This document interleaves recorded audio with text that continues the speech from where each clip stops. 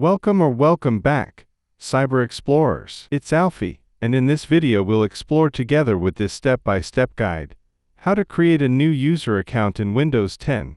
So without further ado, let's get right into it. Right-click on the Start menu and select Settings, or press the Windows key, +I to open Settings. From there, go to Accounts and click on Family and Other Users. Under Other Users, click on Add Someone Else to this PC. Then choose how the new user will sign in. You can either enter the new user's email address, or select I don't have this person sign in information. Then click on Add a user without a Microsoft account. Now enter a username for the account, and you can enter a password for the account, or leave it blank if you don't want to set a password for the account. Then click on Next. Lastly, under Other Users, you can see the user account. You can click on it to change the account type from standard account to administrator account, and you also can remove the account.